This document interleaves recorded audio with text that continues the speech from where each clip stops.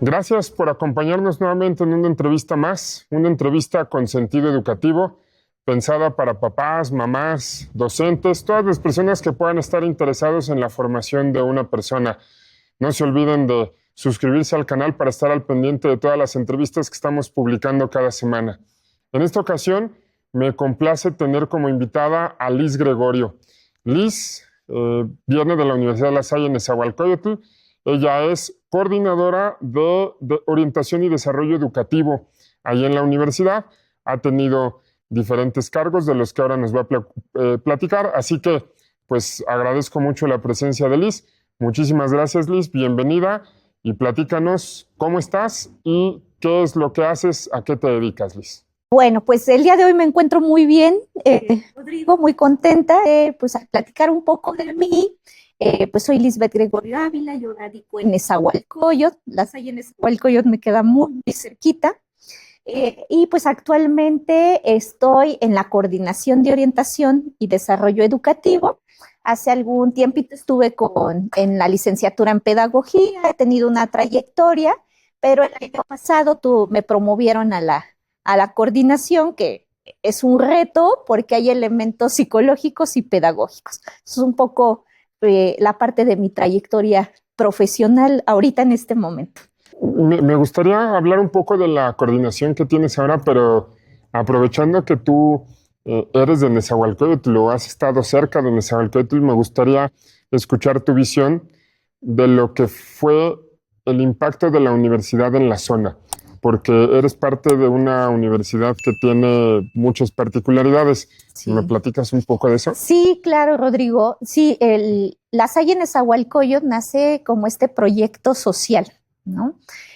Aparte, el terreno donde está la Universidad La Salle era lo que antes era un basurero, ¿no? Aún todavía hay basureros, pero bueno, esa zona ha impactado porque ahora ya está La Salle en Nezahualcóyotl, está el Poder Judicial, una plaza. Entonces, eso ha transformado, pero en particular La Salle en Nezahualcóyotl dio este acceso de esta educación superior, ¿no? Yo te comentaba que cuando yo pasaba en mi trayecto a la preparatoria, a la que iba en la preparatoria pública, siempre mi trayecto era ese, entonces yo siempre decía, ¿y qué será? ¿No? Yo veo que vienen de blanco, con maquetas y demás, y cuando me llevan y que la charla nos la dio el hermano Raúl, estaba la maestra Rosa Elia en ese entonces, otros docentes, y entonces nos empiezan a hablar del lasallismo, de la importancia, y realmente es un referente central La Salle en Nezahualcóyotl, en esa comunidad, porque aparte es un municipio que se caracteriza por el comercio, se caracteriza por negocios informales, ¿no? Pero también es un municipio que tiene mucha migración de otros estados de la República. Entonces, yo creo que el impacto de La Salle, como este proceso de aprendizaje y sobre todo, yo lo diría como democratización del conocimiento, híjole, le dio un elemento central. Y como todo, también hay prejuicios con Nezahualcóyotl, ¿no? Con el tema social, creo que los municipios tienen esta otra parte, pero bueno, siempre he pensado que donde se aloja una institución educativa, pues remueve todo el grupo social que puede haber alrededor. Entonces, realmente es de gran acceso para quienes estamos alrededor. Si te parece, me gustaría profundizar un poquito en eso. Ajá. ¿Qué impacto tiene la educación o una institución educativa en una zona que pueda tener carencias o situaciones sociales adversas, delincuencia, falta de oportunidades? Claro, estamos hablando específicamente de esta universidad, pero ampliemos el panorama y qué tanto la apuesta de la educación como un verdadero cambio social es correcta. Es un desafío, Rodrigo, porque pienso que las estructuras sociales frente a los significados que puedan tener lo que implica la educación, de repente tiene que haber una sintonía entre lo que puede pasar con lo que una institución puede ofrecer y las instituciones no pueden ser ajenas a su contexto social, ¿no? Entonces, es un desafío porque yo recordaba a un maestro que cuando dimos una charla para un taller para padres, fue muy significativo decir, ¿por qué su hijo en La Salle? Y eso, yo creo que esa pregunta puede ir a cualquier institución educativa. Y estos padres de familia decían, bueno, el prestigio, porque tiene un tinte católico, nos dicen que son muy exigentes, que hay mucha disciplina y eso es lo que buscamos. Y este maestro decía, La Salle tiene valores fundamentales, entre ellos la fe, la fraternidad, el servicio. ¿Eso hay en su casa? Y fue una pregunta donde digo, les costó trabajo responder. Dijo, ¿eso hay en su casa? Porque si no hay en su casa, entonces más adelante vamos a tener un choque, ¿no? Y entonces nos adentra porque es un desafío el impacto, porque vamos a ver un poco la sintonía entre el tema social, pero también la apuesta que tienen las instituciones educativas, no solo en los modelos educativos, también en sus inicios, pero hacer esta sintonía entre la esencia de una institución con la esencia estructural social, o sea, es un reto que se teje, y yo creo que se teje con los años, porque yo te decía, por lo menos Nezahualcóyotl tiene muchos migrantes de otros estados, y entonces tenemos una diversidad entre culturas y demás, pero eso también hace todavía más complejos algunos otros procesos. Por lo menos pienso que La Salle Nezahualcóyotl es un referente que sí intenta y hace este esfuerzo en sintonía con el tema social, esta apertura no solamente a los estudiantes, sino a las personas externas. Pero pienso que cualquier institución educativa, lo primero que se tendría que preguntar es si vamos en la misma sintonía, ¿no? Y por eso me hiciste recordar al maestro Alberto Lima, que estuvo con nosotros en La Salle Nezahualcóyotl, y cuando lo invité, él dijo, tenemos esto porque si no vamos a chocar, ¿no? Okay. Y entonces un proceso de co-construir socialmente.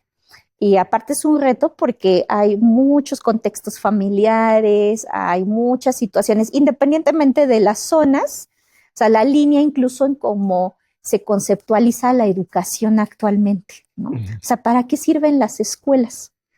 Es como si yo dijera, ¿para qué sirve una familia? ¿Para qué serviría una escuela? Ahí está el puente, por lo menos es lo que pienso, Audrey. Y a ver, ya hablando un poco desde tu coordinación, bueno, particularmente allí en la universidad reciben a partir de la preparatoria, es decir, ya es una población que ya tiene una cierta edad, ya pasó el nivel básico. ¿Qué retos tienen en una población como Nezahualcóyotl con respecto a los estudiantes y a la población que atienden? Claro. Uno de los retos primero que yo ubico es que todavía tenemos un poquito de oleaje de la pandemia. Okay. Porque ya están llegando estas generaciones que su educación básica tuvo este elemento que no fue solamente nacional, sino a nivel mundial. Todavía tenemos este oleaje con la forma en cómo se perciben los procesos educativos. Otro reto que tenemos, bueno, Nezahualcóyotl, aunque se caracteriza por el tema de negocios informales y demás, también lo que yo he percibido es que las familias son todavía como más unidas. Podría decir incluso donde va uno, van todos, y nosotros lo vemos. Cuando piden informes, van casi toda la familia y demás. Y esa es otra característica, por ejemplo, a nivel preparatorio. Hay otro círculo muy cercano, pero que también se extiende como no solamente a papá, mamá, el cuidador, o el tutor, sino que también la familia extensa tiene un rol bien importante, con nuestros chicos. Y entonces la transición entre secundaria y bachillerato, aparte es otra parte de la adolescencia, ¿no? Ya un adolescente donde también empieza a adoptar una estructura que caracteriza a las escuelas lasallistas. Cuando los papás dicen, es que lo metí porque aquí son exigentes y dicen que aquí los vigilan, ¿no? Y entonces uno, lo que he identificado es como este elemento de entre prestigio, que no sé si deja ver como sus matices de calidad, un poco en esa parte, pero también dicen es exigente, cuidan, ¿no? Y aquí están. Y entonces también vemos esa otra parte donde decimos, bueno, el papá ve esto, o el padre de familia, el tutor, pero realmente para el lasallismo es otro reto, cómo integramos a este adolescente a esta filosofía lasallista, que no es que te quiera tener callado todo el tiempo, o que no hagas nada, o que seas un robot, sino que si no hay silencio, si no hay orden, entonces no hay introspección, no hay forma de que puedas organizar qué pasa contigo y los momentos de oración, ¿no? Porque también tienen este otro elemento. Es que dice que rezan en la mañana, ¿no? Y bueno, el momento de oración es un momento, sí, para ponerte en presencia de Dios, pero es un momento consciente que determina ciertas cuestiones también durante tu día. Entonces, yo creo que ese es otro reto, porque La Salle, bien, empieza a nivel preparatoria, entonces tenemos chicos de secundarias, de diversas secundarias del estado, y entonces adentrarlos a la filosofía lasallista y también que empiece a ver el acompañamiento, porque puede haber quien diga es que en las escuelas lasallistas los apapachan mucho, pero tiene otros matices en el lasallismo, el acompañar. Entonces, creo que esos son los retos. Y también otro reto con nuestros adolescentes es que las autoridades y quienes estamos presentes en las áreas que integran la universidad, realmente tengamos bien presente cuál es la misión y hacia dónde vamos a acompañar, porque si no, puede haber desarticulaciones. Dijiste hace un momento algo que me interesaría mucho, si te parece, empezar a entrar, quitando ya el foco de Nezahualcóyotl y de La Salle. ¿Qué pasó en la pandemia?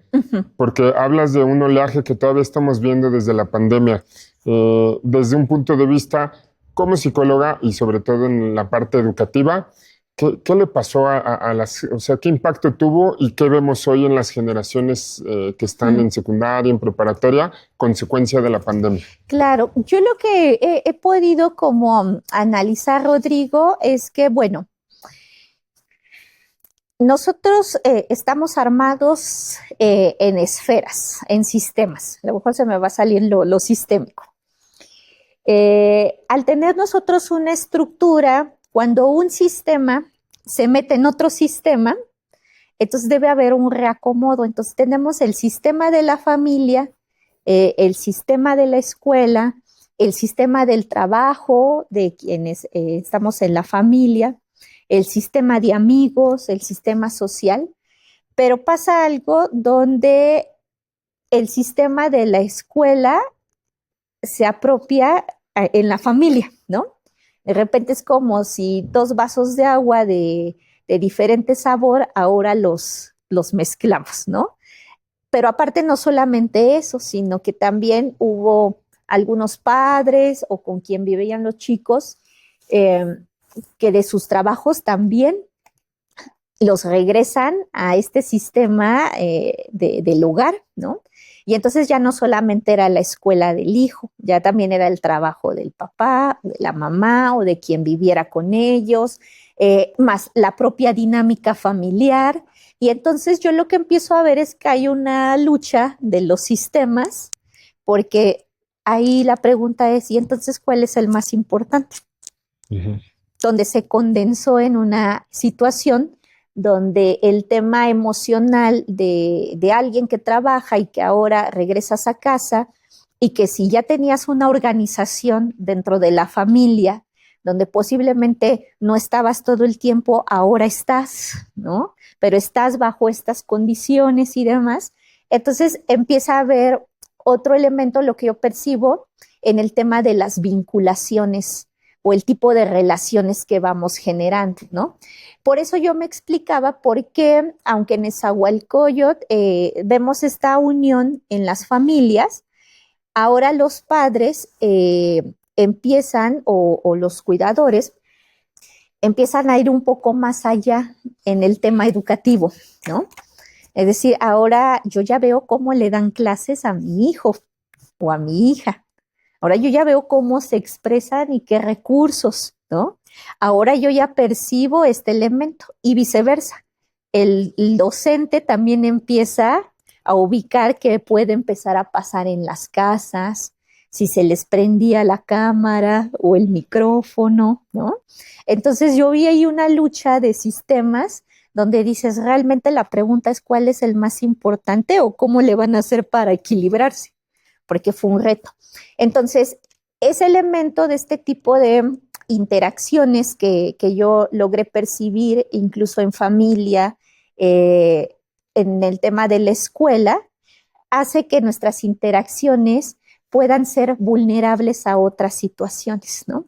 Por ejemplo, yo percibo generaciones ya más críticas, pero no en el tema de como el pensamiento crítico, sino o críticas en el que puedo estar un poco más a la defensiva.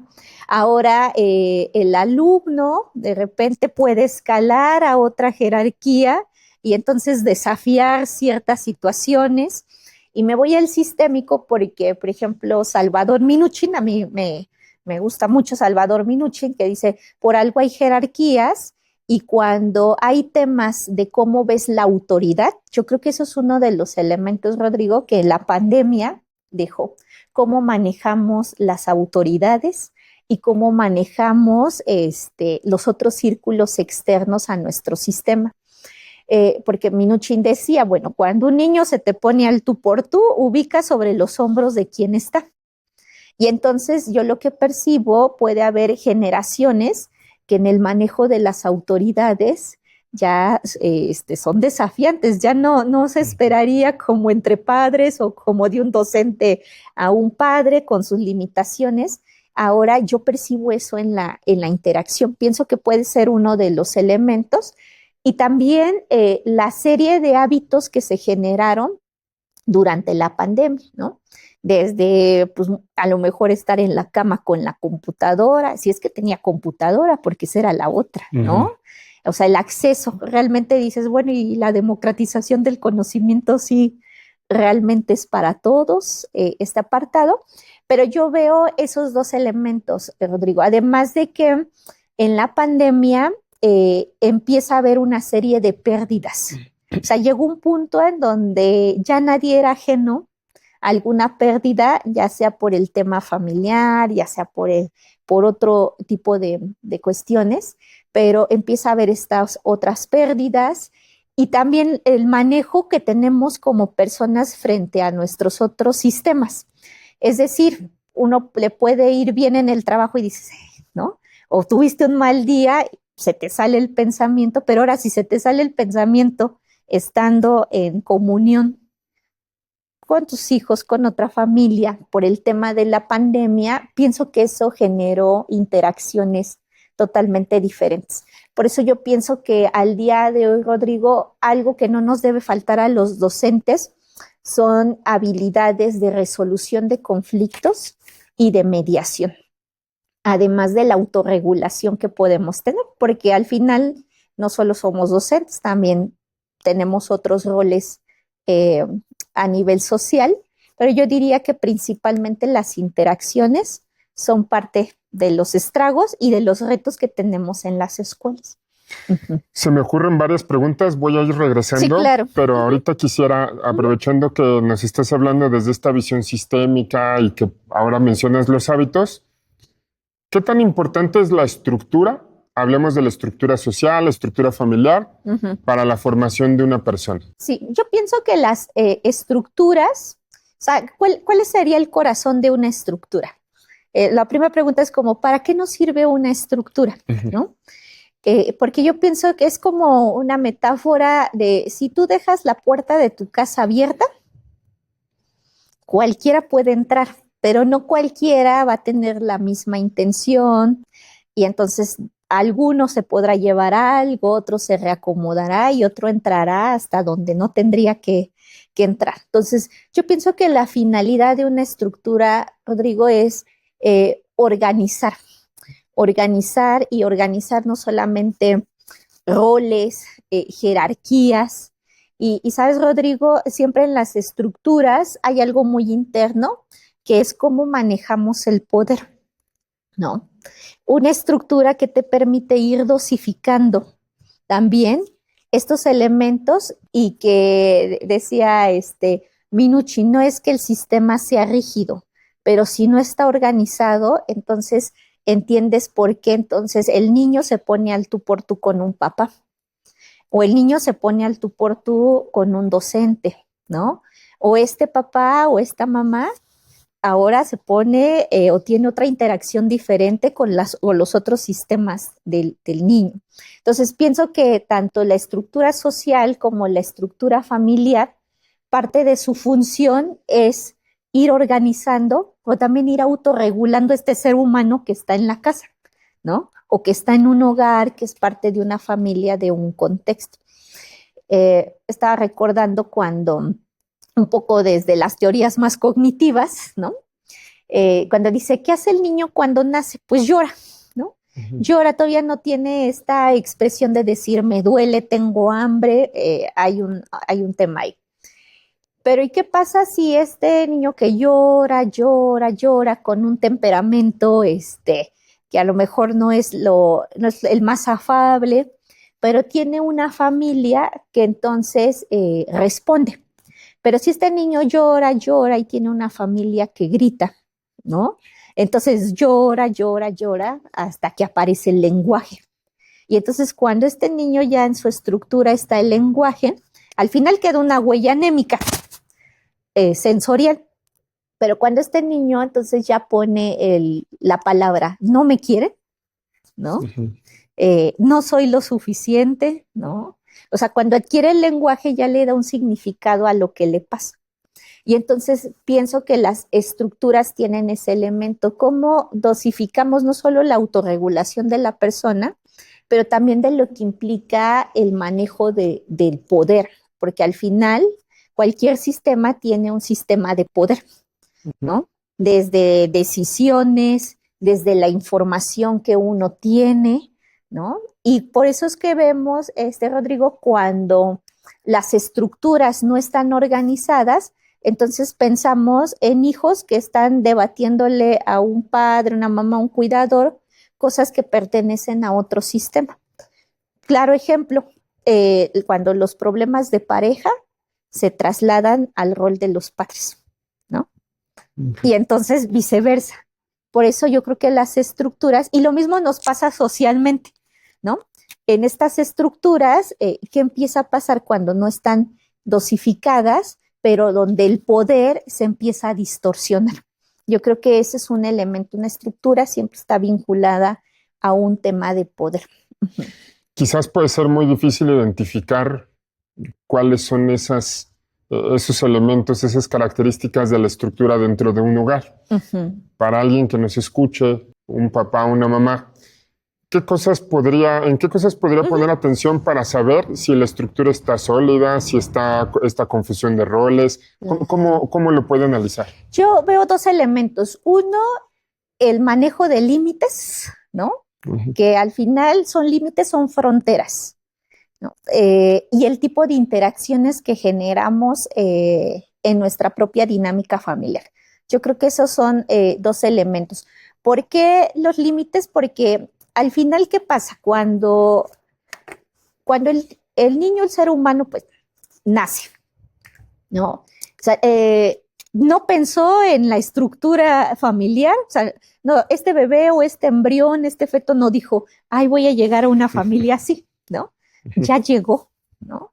Y entonces el terreno ya está puesto.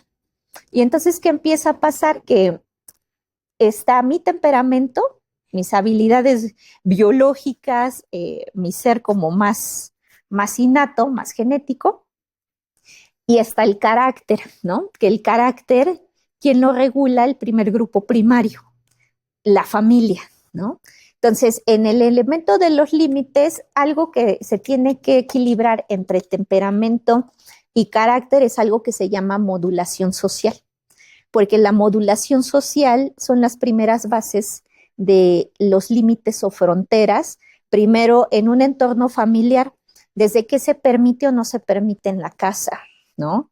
Desde la forma en cómo sabemos que nos podemos expresar o en qué momentos, desde si respeto horarios o no respeto horarios, desde si como hijo, padre o familiar soy congruente con lo que digo, con lo que hago y aparte con lo que expreso. Son las primeras bases. La modulación social da otros elementos, autorregulación emocional. ¿Por qué? Porque al final, o sea, yo siempre me preguntaba, ¿y para qué sirve una familia? ¿No? O sea, ¿qué tiene que haber en esta familia? O sea, una familia te tiene que equipar, porque después vas a salir, es como cuando van a las excursiones los niños y entonces alguien le pone 10 tortas y el niño puede decir, pues solamente me voy a ir unas horas y regreso el mismo día. Bueno, este niño, esta niña tiene que saber qué va a comer, qué va a agarrar y qué lo que no le funcionó lo va a tener que dejar o lo puede compartir. Entonces, pienso que esos dos elementos son importantes, tanto esta frontera que se tiene, pero también esta organización, igual cómo está organizada la familia, ¿no? En el tema del tipo de interacciones, es decir, si hay una frontera clara entre que tenemos roles, porque por algo somos adultos y es mucha responsabilidad ir creando y formando un niño, una niña, en este sentido, y no en el tema del género, digo, me refiero a niños en general, porque aparte ya tenemos otros más desafíos, porque también nuestras estructuras sociales y psicológicas también van como evolucionando, van cambiando. Pero pienso que esos dos elementos, Rodrigo, puede darle a los padres de familia que nos pueden escuchar esos aspectos. Y lo que decía Minuchin, oye, cuando este hijo o hija se te sube a una línea donde el poder está en otras jerarquías, hay que reconsiderar qué está pasando, ¿no? Y entonces, y bueno, y hay diferentes tipos de interacciones, desde el más cordial, ¿no? ¿Qué sería una relación cordial en mi familia? Hola, ¿cómo estás, Rodrigo? Bien, ¿no? Una relación más estrecha. Rodrigo, ¿cómo estás? ¿Cómo estás el día de hoy? Ay, ¿cómo te fue? ¿Y qué hiciste hoy? Una relación distante. Si puedo, te saludo. Si no, puedo entrar a mi casa, me voy a mi recámara, a otro lado, me pongo mis audífonos, ya estoy. Las difusas, ¿no? Que tiene que ver con relaciones donde todos se meten en lo de todos. Si hay una decisión, bueno, hay decisión que se puede emplear en familia, pero todos deciden, vamos, todos vamos, ¿no? Estas difusas y las conflictivas, ¿no?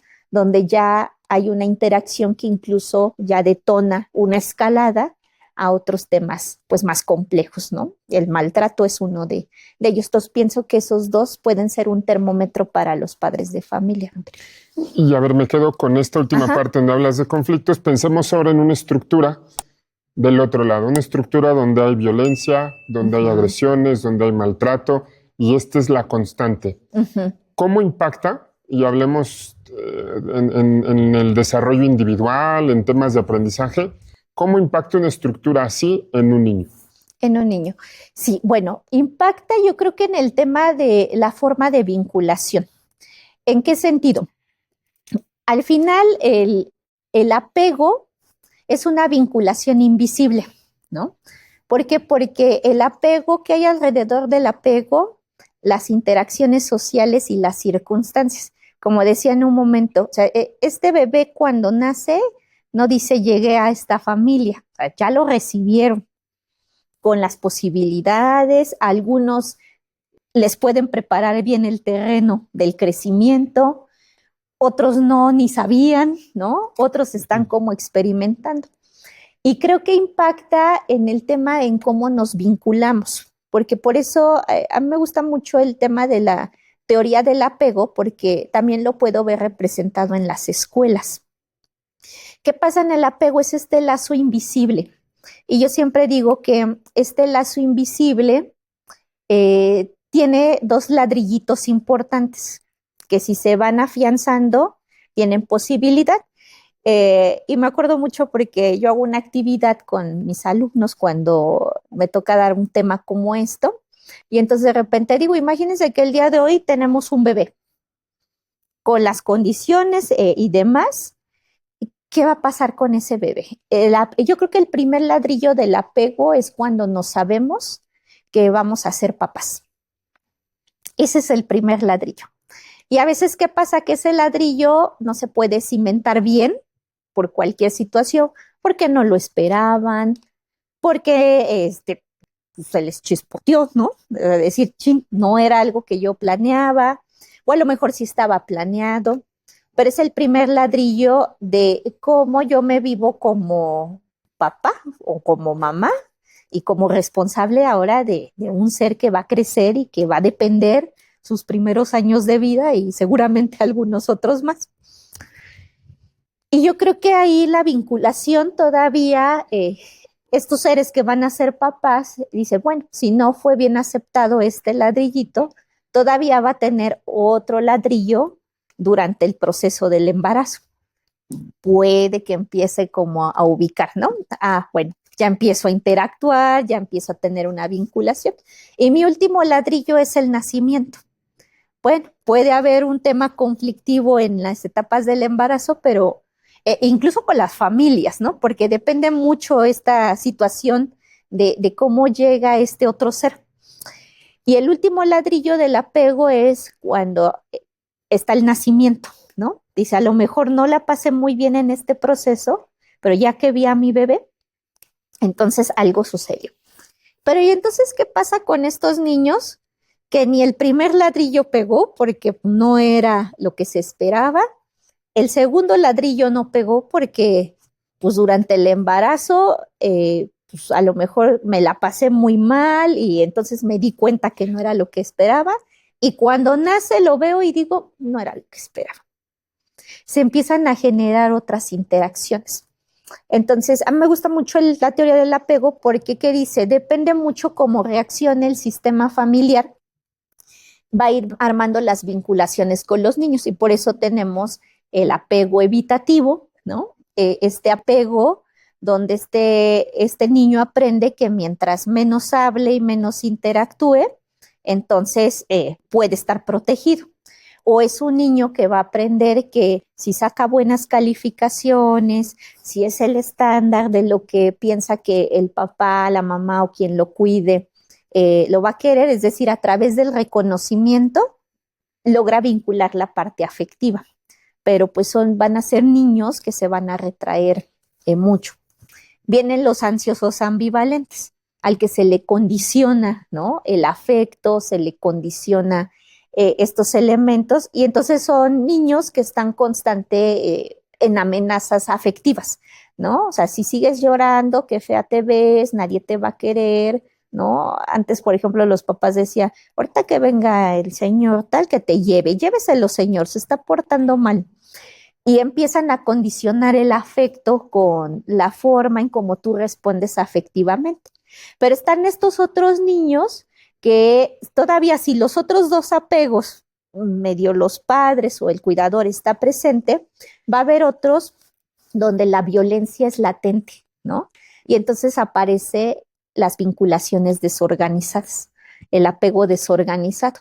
Estos niños donde sus estrategias de resolución se colapsan y entonces empiezan a normalizar interacciones que evidentemente en otro contexto no son las adecuadas, ¿no? Y entonces un niño que va a aprender en el apego desorganizado o empieza a ser un niño punitivo o empieza a ser un niño complaciente, ¿no? O empieza a ser un niño que no va a filtrar el peligro. Y el no filtrar el peligro lo hace presa fácil de que lo capten en otro elemento. Y entonces eso empieza a pasar con las vinculaciones. Me hiciste pensar qué pasa cuando entran al contexto escolar y los que logran entrar, ¿no? Porque los que no, podemos ver que pueden estar inmersos en otras actividades o simplemente otra situación, pero en el contexto escolar tú te vas dando cuenta, ¿no?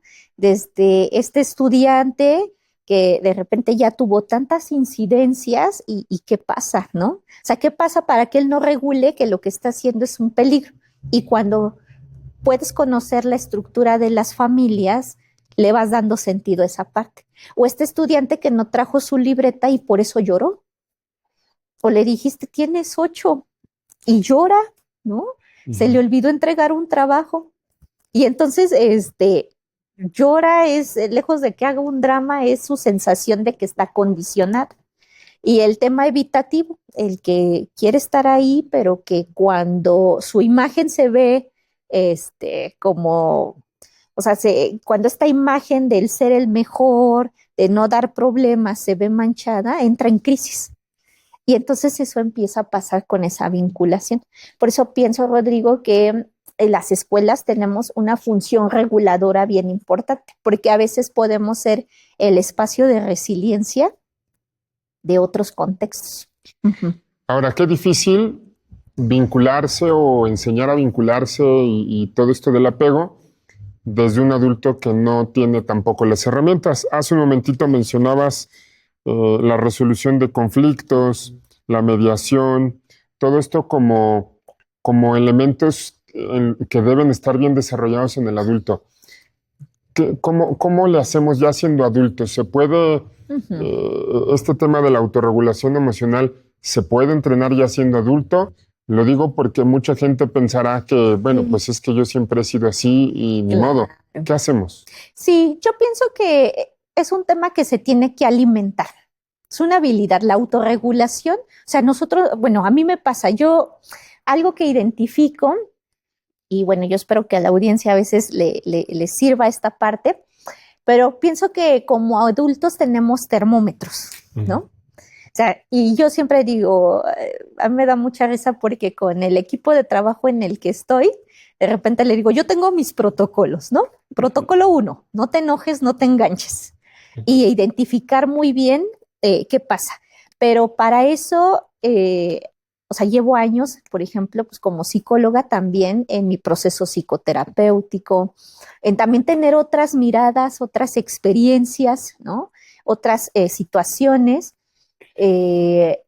Actualmente ya las tecnologías, uno podrá decir, tiene su lado negativo, pero realmente con las tecnologías puedes hacer una mediación de conocer lo que tú quieras. A lo mejor no como vivenciarlo, pero sí este elemento. Entonces yo pienso que es algo que se tiene que alimentar y primero saber reconocer cuáles son tus focos rojos, ¿no? Por ejemplo, en una servidora, a mí algo que, y yo lo siento luego en el cuerpo, ¿no? Y ahí ese es mi primer indicador. Es como si estuviera yo en alcohol y alguien me avienta una chispita. Y entonces cuando no hay orden o hay ocurrencias, eso es algo que a mí me mueve en mi estructura, pero ya es algo que empiezo a identificar, porque luego mi amiga no tan amiga es la autoexigencia, ¿no? Y entonces a veces pienso que en estos adultos reconocer tus focos rojos te puede ayudar, o sea, te hace estar un pasito más adelante de lo que puede pasar. Entonces yo tengo mis propios protocolos. Protocolo 1, no te enojes, ni te enganches. Si te enganchas, pierdes, ¿no? Escucha. Le daba clases a un grupo de preparatoria y le decía, hay 2 momentos donde no podemos tomar decisiones. Cuando estamos extremadamente enojados, no se toma decisiones. ¿Por qué? Porque la decisión que pueda tomar, no sé si después voy a poder reconstruir aquello que se pudo haber roto en ese momento. Y el segundo momento es cuando estamos extremadamente felices. ¿Por qué? Porque puedo hacer promesas que seguro no voy a poder cumplir por la euforia en la que estoy. Entonces es otro elemento. Liz no toma decisiones extremadamente enojada ni extremadamente feliz. Y mi otro protocolo es no te triangules, ¿no? Cuando frente a una situación no sabes para qué lado irte, estás triangulado. Entonces, no es lo mío, una disculpa, me quedo con lo que tengo. Y yo creo que es algo que se alimenta, y se alimenta en el sentido del autocuidado, de tener grupos sociales, de tener grupos de apoyo, por lo menos un amigo, una amiga, el vecino, la vecina, pero estos grupos que te alimenten al impulso, porque ante los problemas nosotros sabemos con quién nos vamos a acercar. Si estoy muy enojada, me voy a acercar al que sé que me va a reforzar mi enojo. Si estoy muy feliz, me voy a acercar al que sé que me va a reforzar. Y a veces nos acercamos menos al que sabemos que nos dice las cosas crudamente. Entonces, creo que las redes de apoyo son bien importantes en esta cuestión, y poderse aventurar a otras experiencias. Porque luego pasa, ¿no? En los temas ya más como de psicoterapia, de repente decimos, es que a veces pedimos algo que a lo mejor este adulto no lo va a dar, y no porque no quiera, sino porque no aprendió cómo hacerlo, porque su interacción fue de esta forma. Pero es un proceso, uno, que sí requiere valentía e iniciativa, porque adentrarse a uno mismo es complejo. Sé que es difícil esto que te voy a preguntar, porque sí. no se puede generalizar ni hacer algo tan aplicable para todos. Pero si lo pusiéramos en términos de síntomas o de focos rojos, ¿cuáles dirías que son algunos comportamientos que en el adulto ya no deberían estar? Claro. Y que nos daría una buena referencia de decir, híjole, hay mucho que trabajar. Pienso, porque antes de que llegaras, me puse a ver algunos videos y me topé con una niña de 20 años, ¿no? O sea, ya un adulto de 20 años haciéndole un berrinche a su mamá. Claro. Porque no le compraba el último teléfono, ¿no? Entonces, evidentemente, bueno, ahí hay algo que no es esperado ya en esa edad. En el caso de los adultos, ¿cuáles serían esos síntomas o focos rojos? Sí, yo pienso incluso no es lo mismo el adulto joven que el adulto maduro, ¿no? Sí. En el adulto joven, pues todavía hay como este desfase, porque empieza a ser una transición de su adolescencia a su adultez joven, ¿no? De ahí que las decisiones importantes como qué voy a estudiar a veces están permeadas de a dónde se van a ir mis amigos, o qué es lo que me dijeron o demás. Pienso que en el adulto joven, ¿cuáles serían como estos foquitos rojos que nos dirían, oye, tienes que prestar atención contigo mismo? Uno, nuestra capacidad de decidir. Los berrinches, bien lo dices, el berrinche se quedó en una etapa de la infancia de más, pero tiene que ver con la no autorregulación. ¿Cómo es un berrinche de adulto? Por ejemplo, un berrinche de adulto, cuando te enojas y dices, ya no voy a comer. Okay. Eso es un berrinche, ¿no? Okay. Llego y entonces aviento las cosas, ¿no? Okay. O no te lo digo, pero te voy a azotar la puerta. Pues ahora no lo hago. Ah, pues no querías ir, pues voy a ir, pero pues así me voy con mi cara. Ese es un berrinche de adulto, que no es lo mismo el del adulto joven, claro, que es más expresivo, al adulto maduro, donde se encuentran algunos padres, ¿no? Claro. También hay berrinches de padres, ¿no? Claro. Oh, pues ahora no. Ah, pues hagan lo que quieran. Y empiezan a dejar de hacer ciertas cosas, pero justo el berrinche se transforma en este elemento más como conductual y actitudinal, ¿no? O sea, no me voy a patalear, y hay algunos que probablemente lo puedan hacer y están más desfasados, pero desde decir no voy a comer, pues no lo hago. ¿Vas a ir con tu carota? Pues sí, voy con mi carota. Ese es un berrinche de adulto. Y yo creo que cuando no se autorregula eso, entonces, ojo en esa parte. Finalmente, todo esto que estamos diciendo tampoco es no hablamos de cosas que se desarrollen de un día para otro, ¿no? Y a veces como profesores o en las escuelas, ponemos un perfil de egreso, hablamos de aprendizajes esperados, pero no siempre es fácil. Sí. Es decir, no se llega, va siendo todo un proceso. ¿Qué sí es esperado? Es decir, si yo no voy a alcanzar, porque pienso ahorita en algunas otras cosas como el autoconocimiento, como la empatía, todas estas habilidades socioemocionales que hoy estamos invitados a desarrollar en un joven. ¿Cómo saber que vamos avanzando? ¿Cuáles pueden ser algunos referentes o criterios que nos ayuden a saber que vamos por buen camino, aunque el proceso sea largo? Claro, pienso que a veces nos guiamos mucho por lo empírico, ¿no? Y también tener autoconocimiento de qué nos va pasando en cada etapa de desarrollo. A lo mejor le voy a dar aquí ahora un giro, ¿no? ¿Qué va pasando en nuestro ciclo vital? Porque al final es un ciclo vital de una persona donde, por ejemplo, Rodrigo, ¿a ti qué te preocupaba a los 6 años? ¿De qué estabas preocupado a los 6 años? No lo recuerdo, pero de los juguetes, de algo que tenga que ver con juguetes. Y Rodrigo, ¿ahorita qué te puede preocupar? Juguetes no. Juguetes no. Juguetes Perfecto. no. Sí. ¿No? Y entonces nos adentramos a qué es lo esperado, porque este ciclo vital, pues por eso tiene etapas de desarrollo. Y pienso que por eso las teorías son importantes, no porque te encasillen, sino por algo son vigentes y por algo te dan como pistas de lo que puedes esperar en ese elemento. Entonces, pienso que un elemento es ubicar, ¿no? ¿Qué sí es lo esperado en nuestra etapa? Porque, por ejemplo, ahorita yo utilizo algunos términos, ¿no? Que hay etapa prenatal, recién nacido, ¿no? Y el recién nacido a veces se piensa que solamente es cuando nació y ya, y ahí hay un año, ¿no? En ese proceso. Pero también yo creo que en ese espacio, Rodrigo, es decir, ¿qué se espera? Pero también qué habilidades vas desarrollando en cada una de estas etapas.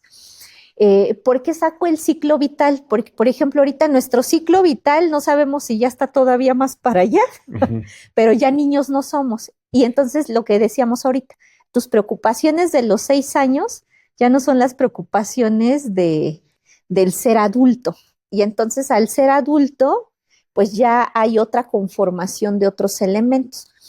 Y este apartado del ciclo vital, yo creo que nos puede dar pistas y ubicar que va a haber crisis del desarrollo y crisis circunstanciales. Yo creo que el reto está en que tengamos claro cuáles son las crisis del desarrollo que sí o sí van a estar, ¿no? Por ejemplo, cuando pasan a la adolescencia, también hay una serie de pérdidas ahora de los abuelos, pero del adulto maduro de sus padres, ¿no? O ahora el adulto maduro se vuelve cuidador del adulto mayor, que fue el que lo cuidó. Y entonces creo que tener presente, o sea, cuáles son esas crisis que sí o sí las personas van a pasar y cuáles son las crisis que van a llegar circunstancialmente. Cuando reviso el tema del apego, ahora ya caigo en cuenta que yo hacía una técnica muy fuerte con los estudiantes porque les daba una hojita donde les decía, ahora todos van a ser papás el día de hoy, pero yo no quería, vas a ser papá. Tú vas a decidir, va a ser, a ver, tu hijito, tu hijita, dónde nació, qué hizo, y yo les ponía una pregunta donde decía, ¿y dónde fue creado este bebé? ¿No? Porque ya te empieza a dar como matices. Después, ¿qué hacíamos? Les decía, bien, vas a pasar tu hojita, que es tu bebé, y pues vamos a ponerle un deseo al bebé de los demás. Ahí estaba, ¿no? Y algunos ponían, era interesante porque decía, ojalá y no seas como tu papá, pensando que eran los estudiantes, ¿no? Ojalá y esto, ¿no? Y digo que era fuerte, porque la otra parte de la actividad era que nos poníamos frente a frente y decía, a ver, platícale de tu bebé, qué deseos le dejaron, talala. Bien. Cuando yo cuente 3 vas a intercambiar tu bebé. Y cuando yo cuente 3 vas a decir exactamente lo que yo te pida. No me puedes decir nada más. 1, 2, 3. Rómpele la hojita de tu bebé en la cara a tu compañero. Algunos, Rodrigo, era así. Otros dijo, yo no lo voy a hacer. y otros medio lo partieron. Y otro que vio que le hicieron fue, y yo decía, ahora reconstruyan nuevamente ese bebé, ¿no? Ya cuando hacíamos el análisis, y digo que era fuerte porque se podrían haber movido muchas cosas, pero bueno, hay una preparación de ese tema. Y sobre todo sensibilizar a alguien, eran un grupo de criminología, que de repente dices, híjole, es que la criminología está tan expuesta con el tema de la violencia, que es parte como de su objeto de estudio, que te puedes desensibilizar de esos elementos. Y entonces cuando lo reconstruías había bebés que no se podían reconstruir. Y entonces yo les decía, ¿qué pasa cuando esta persona va bien en su crecimiento? Sus ambientes, pues por lo menos proveen estos elementos, pero llega la decisión de alguien, una circunstancia, una persona, y le cambian el rumbo a esta persona. Entonces pienso que en este elemento ubicar qué es lo esperado y que va a haber cosas que son parte del desarrollo y otras que son circunstanciales. Y a esas tenemos que estar bien atentos, porque las circunstanciales trastocan muchas otras situaciones. Uh-huh. Seguramente en esto me podrás ayudar mucho porque desde tu visión en lo familiar, hablabas ahora del ciclo vital en lo individual, pero también existe un ciclo vital en lo familiar. Claro. Porque hay que pensar también desde el ciclo vital en lo familiar en este desarrollo de la persona. Uh-huh. Porque hay que pensarlo, porque la familia al final va a ser un sistema que se empieza a mover y aparte va a ser un sistema que va a tener otras crisis, ¿no? Desde, muy sencillo, desde que el niñito entra al preescolar. Es una transición para el niño y es una transición para los padres, pero también es una línea que empieza a demarcar que este niño lo que aprendió en casa no necesariamente se lleva a otros contextos, porque empieza a aprender el no social, ¿no? No, o en la frontera social. Ahora aquí, si aquí comes en tu casa todo el tiempo, aquí no, ya hay un espacio para hacerlo. Si aquí, mientras dibujas, estás cantando y platicando, aquí es que no lo puedas hacer, pero ya compartes con más compañeros. El adolescente ya empieza ahí, cuando entra la adolescencia, empieza a ver las primeras luchas y manejos de la autoridad. La primera autoridad son los padres o el cuidador, ¿no? Entonces ahí viene otro elemento. El adulto joven, desde que mis expectativas como padres no las quiera cumplir este hijo o esta hija. Y luego si este hijo o esta hija decide vivir solo, que ahorita ya es como una tendencia, irse a otro lugar o simplemente hacer su familia, es otra transición, ¿no?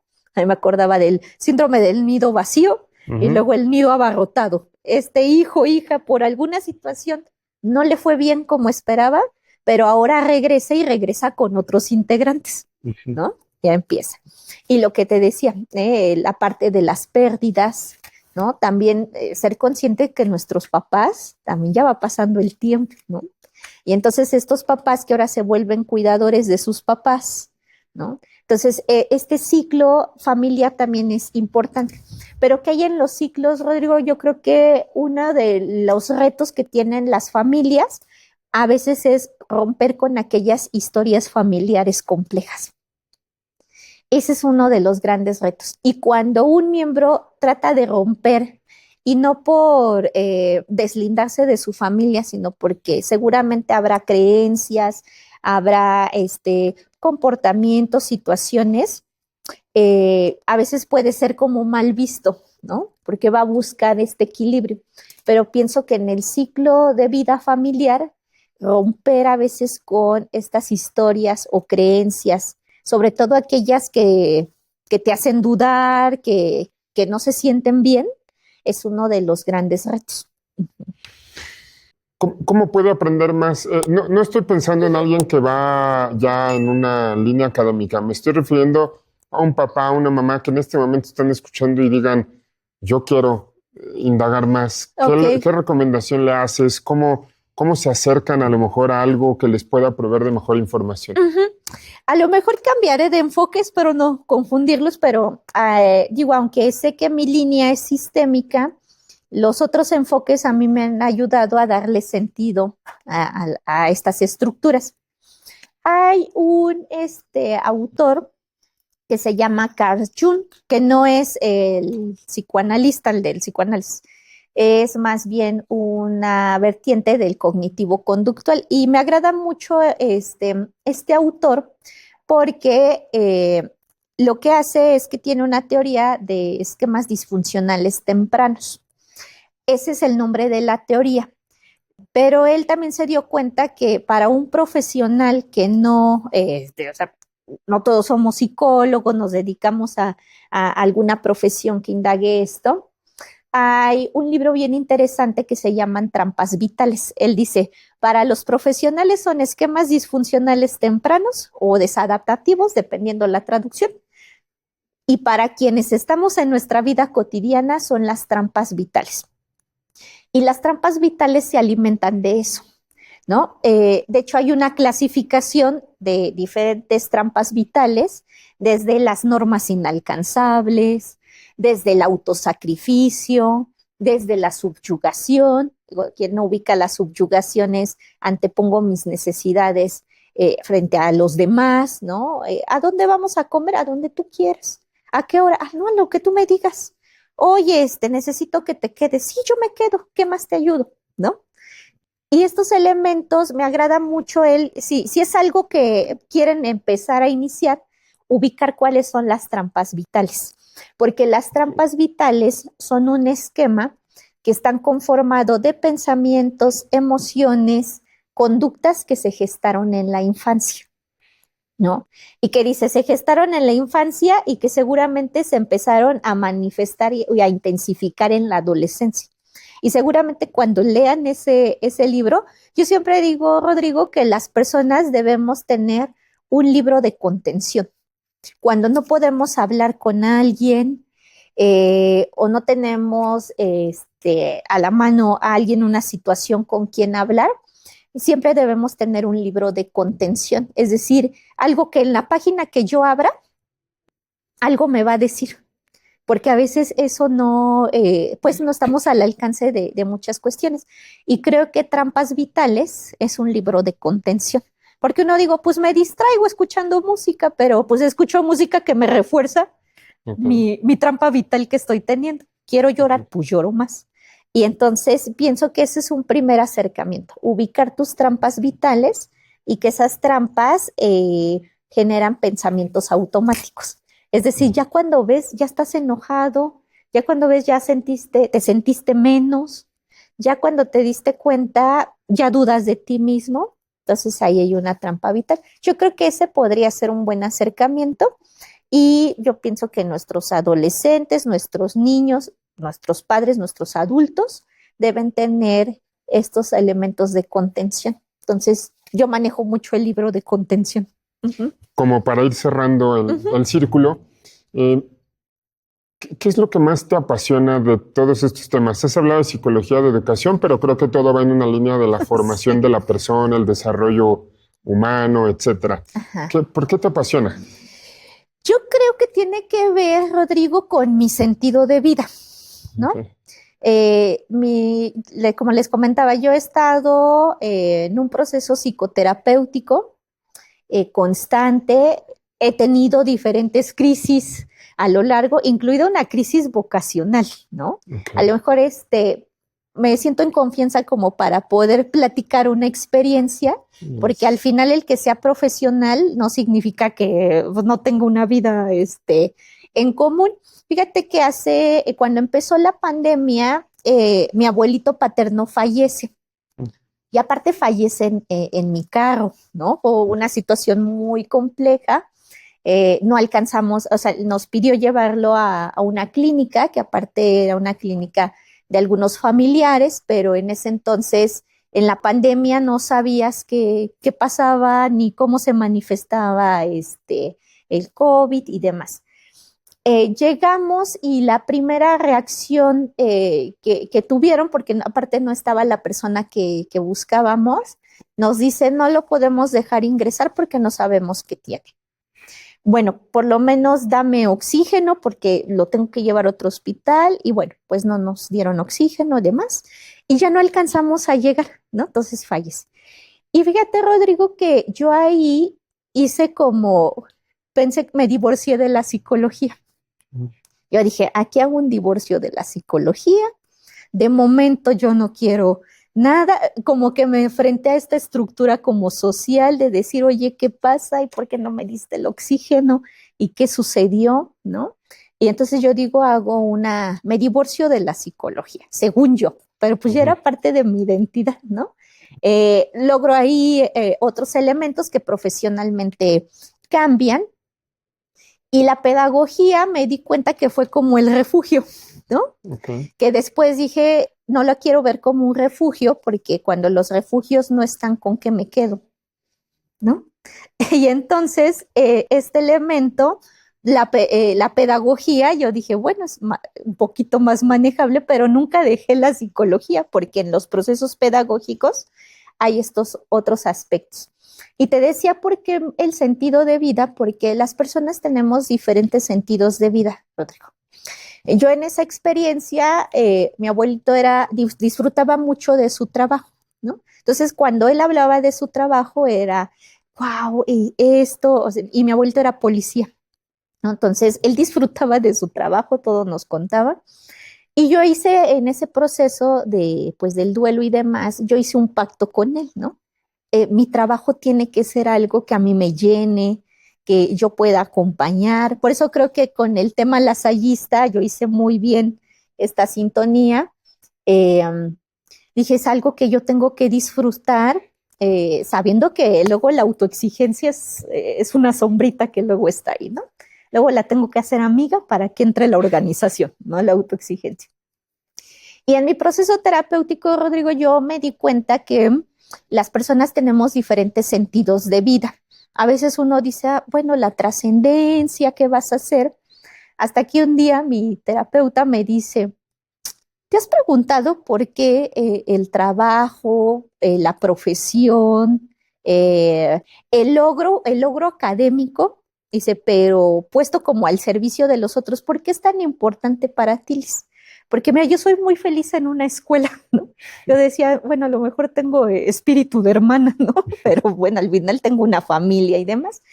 Y me decía, las personas tenemos diferentes sentidos de vida que se anclaron a alguna situación. Y bueno, pues por mi infancia y demás, el tema académico para mí fue un anclaje importante que actualmente me ha dado experiencias laborales, amistades significativas. Para mí ahorita mi trabajo, Rodrigo, es como un laboratorio, ¿no? Crear, pero crear con el otro, ¿no? Entonces, por eso pienso que mi eje tiene que ver con el sentido de vida, porque yo de repente dije, oye, sí tendré un problema porque me gusta trabajar mucho, o ya me metí a este curso, ya me metí al otro, pero, ¿sabes? No es un tema de hacer cursos, sino esto cómo me va a ayudar a construir algo con este otro y con los que trabajo y con mi familia, porque mi familia también dice, ¿ahora en qué te metiste? ¿No? Psicología, pedagogía, ¿no? Y ahorita ya me llama la atención otras cosas y yo creo que tiene que ver con el sentido de vida, Rodrigo. Mi sentido de vida está alojado en lo académico y ahora yo lo entiendo por qué, ¿no? Por experiencias de la infancia, por mi trayectoria, pero con ese puedo crear, puedo construir y me siento que sigo aprendiendo. Hay decisiones que, a pesar de tener un fundamento en la vocación y el sentido de vida, pues a veces dan miedo, dan preocupación, son retos. ¿Qué te parece si terminamos con un mensaje que le pudieras dar a aquellos que hoy están empezando en este camino educativo? Pienso en el profesor que por primera vez va a entrar a un salón de clases, en una mamá, en un papá que están a punto de tener a un hijo y de pronto piensan y dicen, ¿qué responsabilidad tan grande tengo? ¿O qué retos tan grandes tengo al frente? ¿Qué te parecería cerrar de esa forma? Ok, pues muy interesante, pero aquí me voy a dirigir a la cámara. Yo pienso que si eres un docente, un estudiante, un padre de familia, pues un ciudadano, yo creo que el verdadero reto es que sepas, uno, dónde están cimentados tus ejes, ¿no? Que nunca se contrapongan tus valores con los valores o una situación con el otro, y que al final co-construir con el otro implica desafiarse a sí mismos. A veces las cosas que nos desafían son porque tenemos pendientes algunos elementos, pero en verdad no tener miedo, porque tienes que tener muy claro cuáles son tus temas de vida. Es decir, esto que siempre me ha tocado o costado trabajo hacer, seguramente se te va a presentar, pero no pasa nada, no pasa nada. Y yo creo que mientras identifiques tus habilidades, tus trampas vitales, ya estás un paso adelante. Las trampas vitales nunca desaparecen, pero sí puedes hablar y negociar con ellas. Con eso cerraría. Liz, muchísimas gracias por haber aceptado la invitación, por habernos compartido todo esto. Creo que podríamos desmenuzar mucho más, pero bueno, sí, el tiempo nos comió. Así que muchísimas gracias y espero que podamos tener un próximo, alguna próxima actividad o algo para poder trabajar juntos. Sí. Te lo agradezco mucho. Muchas gracias, Rodrigo. Gracias a todos. Y muchísimas gracias a quienes nos hicieron favor de ver esta entrevista. Ya saben que nos ayuda mucho si la recomiendan, si la comparten con quienes crean que les puede ser de utilidad. Por lo pronto nos seguimos viendo en estas entrevistas que cada semana estamos subiendo a nuestro canal. Muchísimas gracias y hasta la próxima.